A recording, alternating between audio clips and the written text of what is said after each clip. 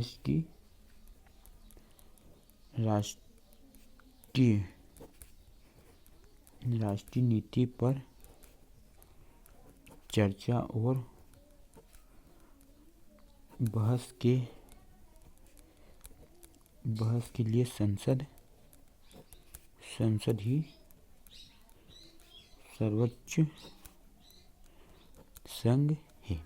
ठीक है दोस्तों, अब 10वां प्रश्न लिखेंगे दोस्तों कि उच्चतम न्यायालय को संविधान का संरक्षण क्यों कहा जाता है। ठीक है दोस्तों, इसका आंसर लिखेंगे दोस्तों कि उच्चतम न्यायालय को दोस्तों सर्वोच्च न्यायालय, हाई कोर्ट कहा जाता है ना, कि उच्चतम न्यायालय को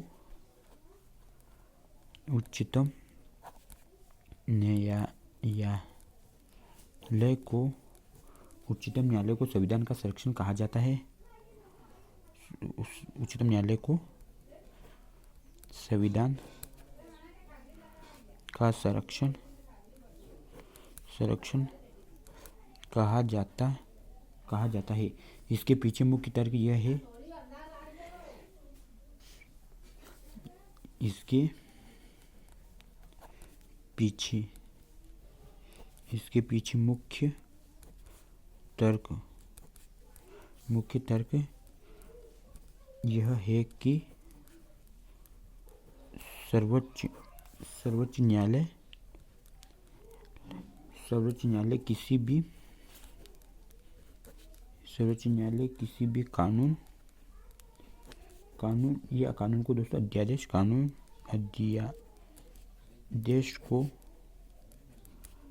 अध्यादेश को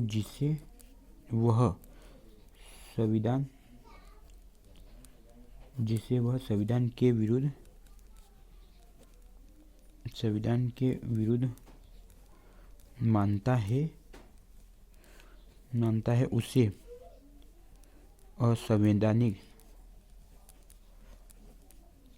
असंवैधानिकता घोषित कर सकता है। ठीक है दोस्तों, जैसे उच्चतम न्यायालय को संविधान का संरक्षण कहा जाता है दोस्तों कि जैसे किसी पे अत्याचार या अन्याय हो रहा है दोस्तों संविधान के अंतर्गत ही, लेकिन तो दोस्तों उसे असंवैधानिक घोषित कर सकता है। ठीक है दोस्तों, इसलिए सर्वोच्च न्यायालय जो लिखे ना दोस्तों उसको संरक्षण कहा जाता है दोस्तों। ठीक है, अब अगला प्रश्न है दोस्तों कि राज्यपाल की विवेक शक्ति का विवेचना कीजिए। जैसे भारत देश के लिए राष्ट्रपति होता है दोस्तों, वैसे राज्य के लिए राज्यपाल होता है। ठीक है, उसके बारे में लिखना दोस्तों अपने कि राज्यपाल की विवेक शक्ति का, जिससे राज्यपाल क्या विवेक शक्ति है उसके बारे में लिखना। कि जैसे दोस्तों यह भारतीय संविधान के अनुच्छेद 155 के तहत राज्यपाल के बारे में, उनके बारे में बताया गया है। ठीक है, कि मुख्यमंत्री की नियुक्ति करना, पहला पॉइंट है दोस्तों राज्यपाल का क्या कार्य होता है कि मुख्यमंत्री की नियुक्ति करना जब विधानसभा में किसी दल को स्पष्ट बहुमत प्राप्त ना हो पाए, करना जब जो है ना विधानसभा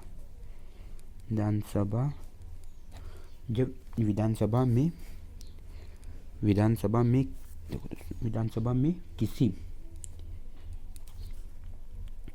दल को स्पष्ट बहुमत प्राप्त न हो पाए।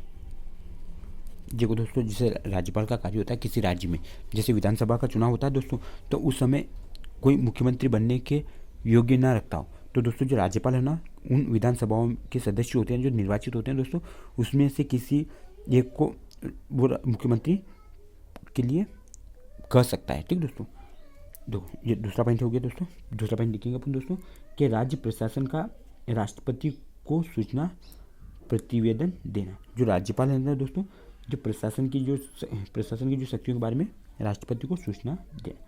ठीक है, इस आंसर लिखें दोस्तों कि राज्य प्रशासन का राष्ट्रपति को सूचना या देना सूचना को प्रतिवेदन भी बोलते हैं दोस्तों। ठीक है दोस्तों। अब तीसरा पॉइंट है दोस्तों कि राज्य विधानसभा भंग करना, कि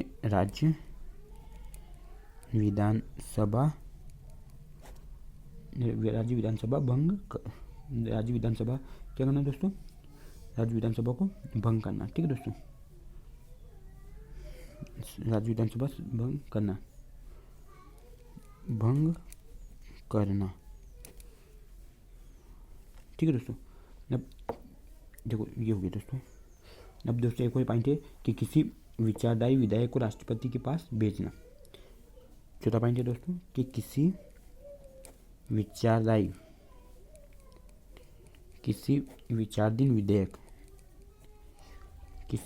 विधेयक को राष्ट्रपति के पास भेजना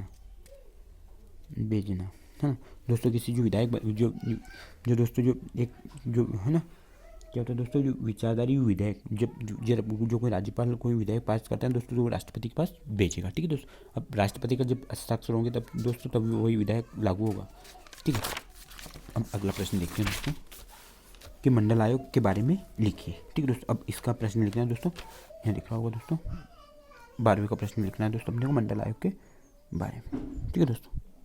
देखो इस मंडल आयोग दोस्तों क्या है कि इसकी स्थापना, पहला पॉइंट है दोस्तों, मंडल आयोग इसकी स्थापना 1 जनवरी 1979 को हुई थी। ठीक है दोस्तों। जो मंडल आयोग इसकी स्थापना कब हुई थी दोस्तों, 1 जनवरी 1979 को हुई थी। दूसरा पॉइंट है दोस्तों कि इसकी अध्यक्षता, जो मंडल आयोग के अध्यक्ष कौन थे दोस्तों, बीपी मंडल, कि इसकी अध्यक्षता बीपी मंडल, जो बीपी मंडल ने की थी। ठीक है दोस्तों। अब तीसरा पॉइंट है दोस्तों कि इसने, जब इसकी स्थापना 1 जनवरी 1979 को हुई दोस्तों, लेकिन इसने अपनी रिपोर्ट कब प्रस्तुत की दोस्तों, 1980 में। इसने 1980 में अपनी रिपोर्ट पेश की। इसने 1980 में अपनी रिपोर्ट पेश की थी। ठीक है दोस्तों। अब चौथा पॉइंट है दोस्तों कि जो इसमें रिपोर्ट में क्या लिखा हो दोस्तों, कि जो मंडल आयोग है ना दोस्तों, तो इसमें जो ओबीसी वर्ग के जो होते हैं दोस्तों, उसको 27% आरक्षण देने की बात कही। ठीक है, कि ओबीसी वर्ग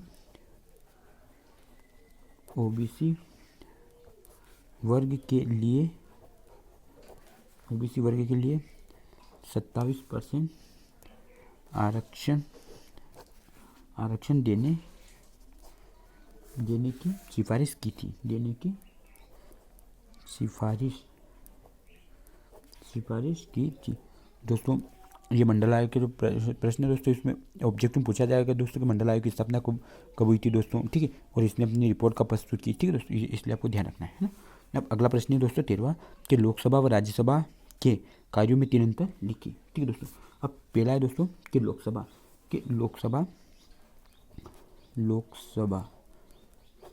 में लिखना दोस्तों कि भारत के लोगों का प्रतिनिधित्व करती है।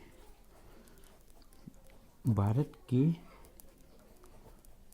लोगों का प्रतिनिधित्व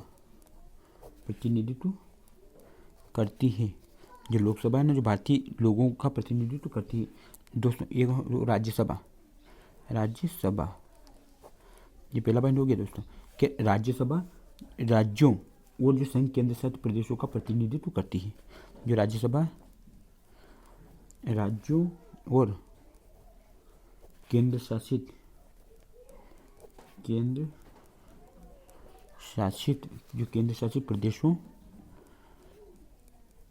प्रदेशों का प्रतिनिधित्व करती है। ठीक है दोस्तों। अब दूसरा पॉइंट है दोस्तों, ठीक है, कि लोकसभा का कार्यकाल 5 वर्ष का होता है। लोकसभा का कार्यकाल 5 वर्ष का होता है। ठीक है दोस्तों। जो राज्यसभा सदस्य तो स्थायी सदन है। ठीक है दोस्तों। 5 वर्ष का होता है, लेकिन जो राज्यसभा के जो सदस्य, राज्यसभा सदन क्या है, राज्यसभा सदन का स्थायी सदन है। ठीक है, इसका आंसर लिखना है दोस्तों कि राज्यसभा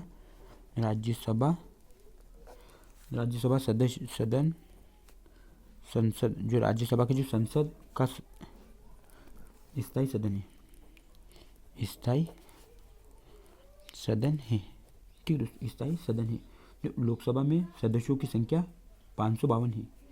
तीसरा पॉइंट है दोस्तों कि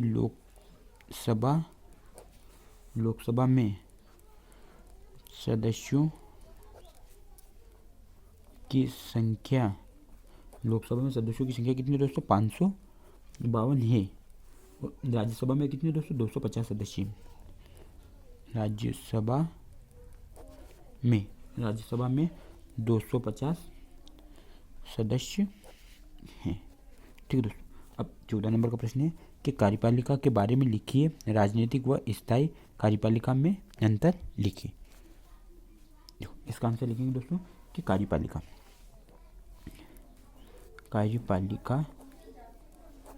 ठीक है, कार्यपालिका सरकार का वह अंग है, कार्यपालिका सरकार का वह अंग है जो कानूनों को लागू करता है, कानूनों को लागू करता है। ठीक है, और सरकार की नीतियों को क्रियान्वित करता है, लागू करता है और सरकार की नीतियों को क्रियान्वित करता है, सरकार की नीतियों को क्रियान्वित करता है। सरकार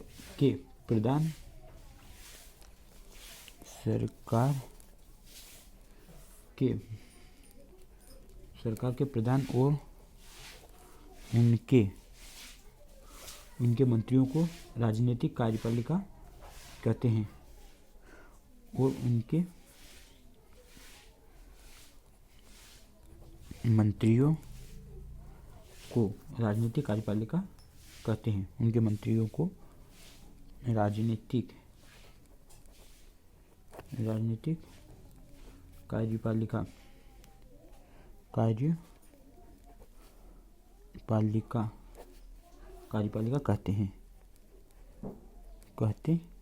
ठीक है दोस्तों, देखो दोस्तों, अब ये 15 नंबर का प्रश्न है दोस्तों, इसका आंसर लिखेंगे कि कैबिनेट मंत्री व राज्य मंत्री के बारे में समझाइए। ठीक है दोस्तों, जो सबसे योग्य सांसदों को कैबिनेट मंत्री बनाया जाता है। इसका आंसर है दोस्तों कि सबसे योग्य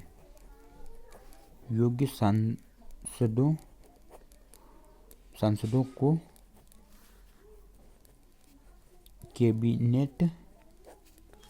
कैबिनेट मंत्री बनाया जाता है। ठीक, इसके पास अपने मंत्रालय की पूरी जिम्मेदारी होती है, इसके पास अपने मंत्रालय की पूरी जिम्मेदारी होती है, जिम्मेदारी होती है। ठीक है दोस्तों, कैबिनेट मंत्री के पास एक से अधिक मंत्रालय भी हो सकते हैं। कैबिनेट मंत्री के पास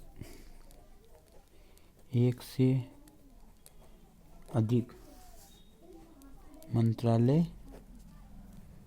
भी हो सकते हैं। ठीक है दोस्तों, जो कैबिनेट मंत्री के सहयोग के लिए राज्य मंत्री बनाए जाते हैं। कैबिनेट मंत्री के सहयोग के लिए राज्य मंत्री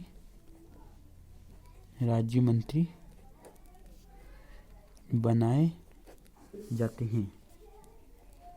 बनाए जाते हैं, ठीक है दोस्तों, और कैबिनेट मंत्री को रिपोर्ट करते हैं। जो राज्य मंत्री हैं दोस्तों, ये कैबिनेट मंत्री को रिपोर्ट करते हैं। राज्य मंत्री बनाए जाते हैं और कैबिनेट मंत्री को रिपोर्ट करते हैं, ठीक है दोस्तों। जो राज्य मंत्री होते हैं, जो कैबिनेट मंत्री को क्या करते हैं दोस्तों, रिपोर्ट करते हैं। अगला प्रश्न है दोस्तों कि राष्ट्रपति के 4 कार्यों को लिखिए। क्या दोस्तों राष्ट्रपति के 4 कार्य क्या है दोस्तों, तो वीटो की शक्ति, वीटो की शक्ति। दूसरा हो गया दोस्तों कि बल प्रयोग का आदेश, बल प्रयोग का आदेश, ठीक दोस्तों। अब तीसरा हो गया दोस्तों कि कैबिनेट को लिखित राय देना, कैबिनेट को लिखित राय देना। चौथा हो गया दोस्तों कि राष्ट्रपति वित्तीय आपातकाल की घोषणा करते हैं, राष्ट्रपति वित्तीय आपातकाल की घोषणा करते हैं। दोस्तों वित्तीय आपातकाल जो दोस्तों क्या आपातकाल दोस्तों संविधान 3 अनुच्छेद 352, 356 और 360, ठीक है दोस्तों। इसमें कि कौन के क्या क्या बारे में बताया गया दोस्तों कि जब देश में कोई दंगा फसाद हो जाए दोस्तों तो उसमें आपातकाल लगाया जा सकता है, ठीक है दोस्तों। देखो दोस्तों अब आखिरी प्रश्न है दोस्तों 17 नंबर का कि भारत की न्यायपालिका विश्व के देशों से अधिक प्रभावशाली है, कोई 4 कारण लिखिए, ठीक है दोस्तों। अब इसका आंसर लिखेंगे दोस्तों कि न्यायपालिका की प्रमुख भूमिका यह है, न्यायपालिका की प्रमुख भूमिका यह है कि वह कानून के शासन की रक्षा करे, यह है कि वह कानून के शासन की रक्षा और कानून की सर्वोच्चता को सुनिश्चित करे, रक्षा और कानून की सर्वोच्चता को सुनिश्चित करे। न्यायपालिका व्यक्ति के अधिकारों की रक्षा करती है, न्यायपालिका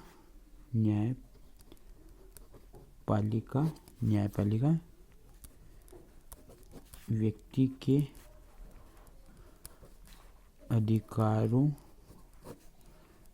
के अधिकारों की रक्षा करती है, ठीक दोस्तों। तो विवादों को कानून के अनुसार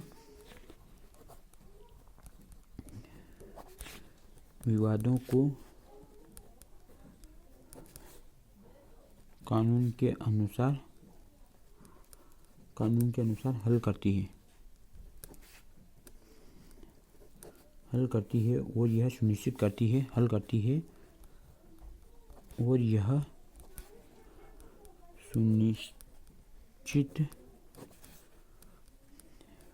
है कि लोकतंत्र की जगह सुनिश्चित करती है कि